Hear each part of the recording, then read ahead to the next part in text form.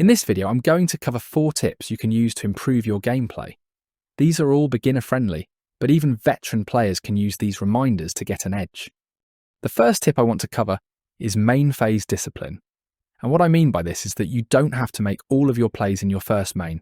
If you have an effect that won't make a difference in combat, just go straight into combat and play it later. Waiting until after combat gives you a rattlesnake effect.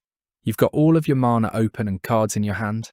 Maybe you've got a sneaky combat trick, or maybe it's just a ramp spell, but your opponents don't know that, and waiting until after combat to give that information away can often help you chip in for damage.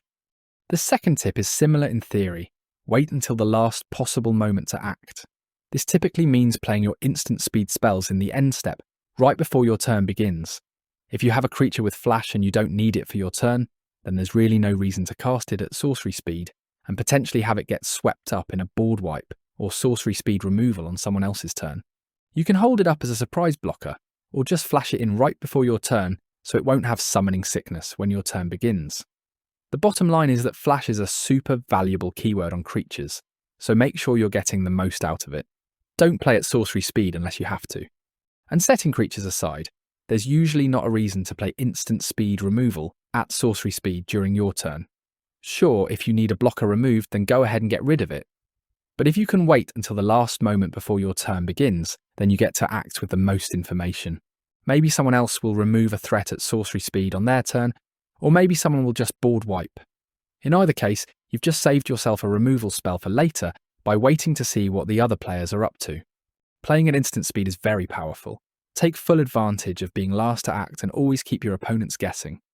The third tip I have is about getting better attacks by reading the board. In the early turns of a game, players are often casting value creatures that help their engine get going on later turns. And losing those creatures early essentially means they've spent an entire turn doing nothing. Suppose your opponent has just cast their 3 mana 2/2 commander. You've got a 2/2 creature as well, and you're about to move to combat. It certainly could be the case that your opponent would trade with you, but think about that play from a strategic perspective. Do they really want to essentially have skipped a turn and spend another 5 mana on their creature? Probably not. So in this case, you've likely got an opportunity to get in for damage. Understanding your opponent's board states and which creatures they need for their strategies can really help you level up and get an edge. If you can understand which pieces are key, you'll be in a great position to bluff your way through combat and get in for damage. The last tip I have is that you should try to determine if something is hurting your opponents more than it's hurting you before you use removal. Creatures like Sheoldred and Blind Obedience are certainly annoying, but there might be a player at the table who's really hamstrung by them, while you're not too much worse off for the moment.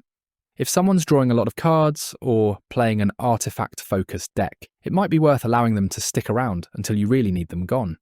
It's really a matter of proper threat assessment and figuring out how bad something is for you compared to your opponents. For instance, it's not ideal to have your creatures getting exiled by a Nemata when they die, but it's also much less of a problem for you if you're not in a reanimation or aristocrat strategy. Those strategies are getting absolutely hosed by it.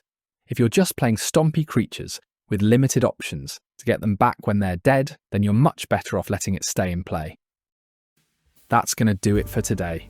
Thanks for watching, and let me know if you have any tips you've used to level up your gameplay.